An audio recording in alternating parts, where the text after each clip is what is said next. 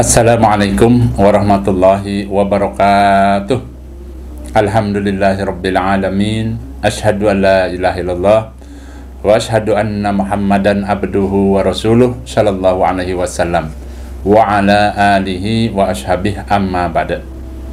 Bapak Ibu calon-calon tamu Allah, kembali di sini Abah akan memberikan beberapa nasihat terkait dengan keberangkatan umroh Bapak Ibu.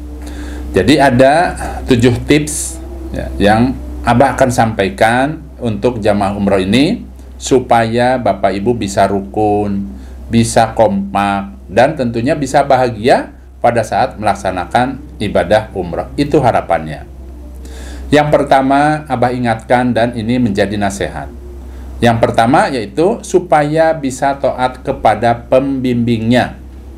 Usahakan hatinya selalu ridho apabila pembimbingnya itu mengatur Bapak Ibu. Ini demi kerukunan dan kekompakan.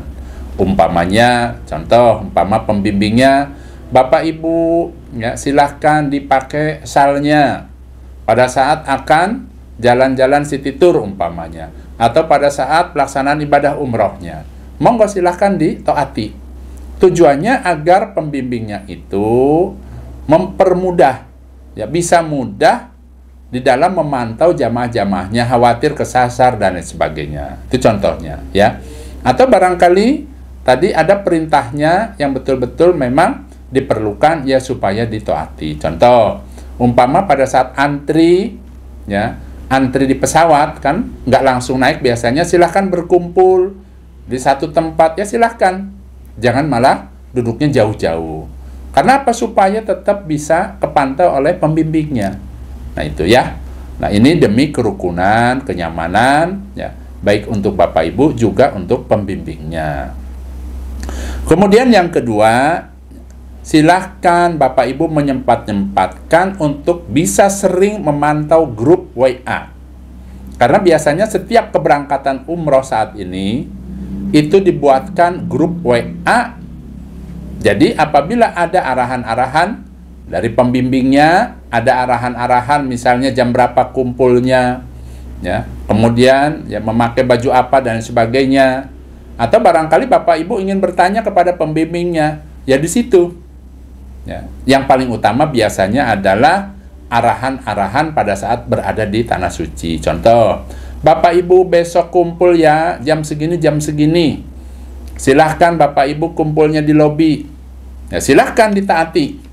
Silahkan Bapak Ibu bisa on time, seperti itu. Jadi ingat yang kedua, sering-seringlah memantau grup WA. Nah itu ya. Kemudian yang ketiga, berusaha apabila pembimbingnya itu mengatur supaya kumpul di mana umpamanya, itu supaya tepat waktu. Jangan sampai menyepelekan perintahnya.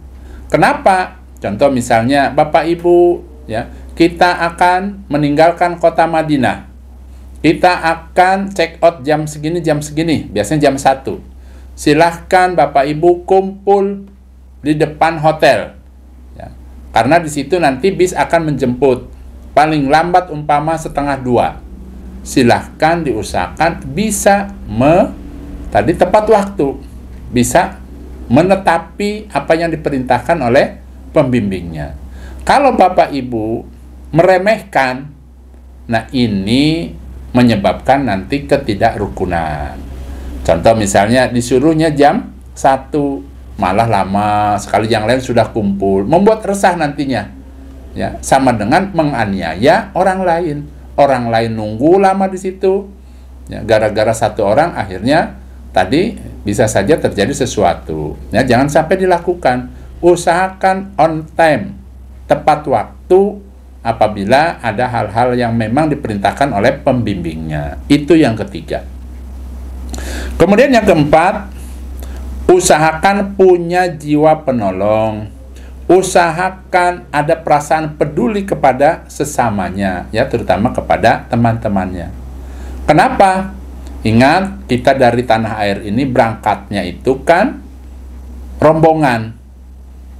Biasanya di dalam rombongan itu ada saja yang mungkin butuh bantuan, butuh pertolongan umpamanya, ya kita usahakan ya, bisa membantu, bisa menolong sesama teman kita. Usahakan seperti itu. Kalau terjadi seperti itu, yang ada apa? Yang ada rukun bahagia, ya, kompak. Nanti seperti itu. Bahkan kalau Bapak Ibu umpamanya ya, punya sifat ya, pada saat umpamanya di belakang itu ngomongin orang, ya ngomongin kejelekan-kejelekan temannya, itu dapat mengakibatkan rontoknya amalan. Jadi usahakan kalau ada temannya butuh bantuannya dibantu. Yang penting tips dari Abah, setiap kita mau beramal, baik itu membantu orang dan sebagainya, usahakan niatkan karena Allah. Mintalah pahala kepada Allah, tuh ya.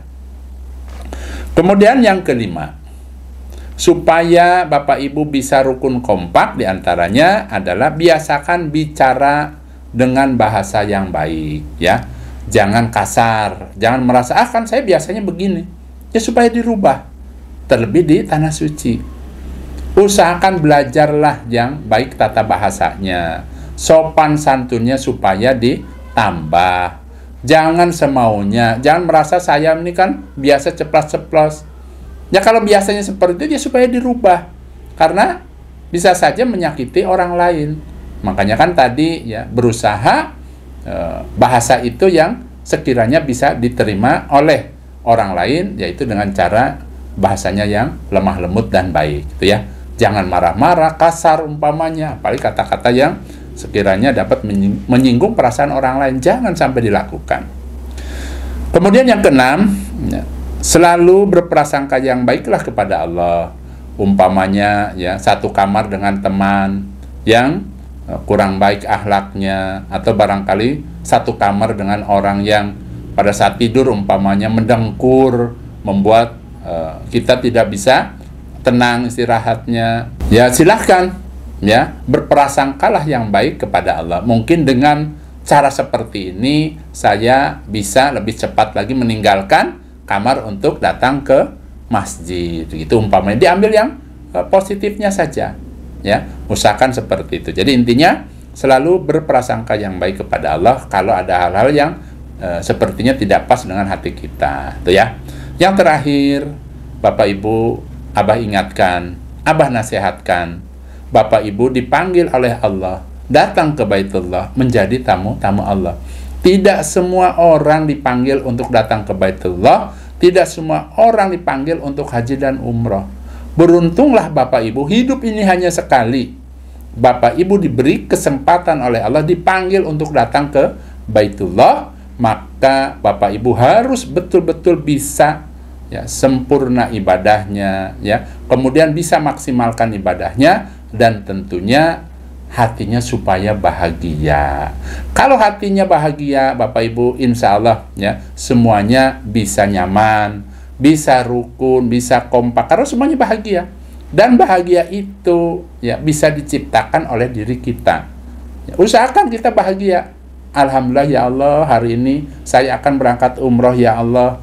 Bahagialah kepada Allah, bahagialah kepada diri kita sendiri, ya seperti itu. Nah itu nasihat dari Abah. Mudah-mudahan ya nasihat ini ya bermanfaat, khususnya bagi Bapak Ibu yang akan melaksanakan ibadah umroh. Baik Bapak Ibu, itu saja. Namun sedikit Abah memberikan arahan. Kalau ada unek-unek yang sekiranya ada yang ingin ditanyakan, monggo silahkan tanyakan di kolom komentar. Insya Allah kalau penjelasannya panjang, Abah akan buatkan videonya. Ya, alhamdulillah, jazakumullahu khairan. Abah pamit Bapak Ibu. Wassalamualaikum warahmatullahi wabarakatuh.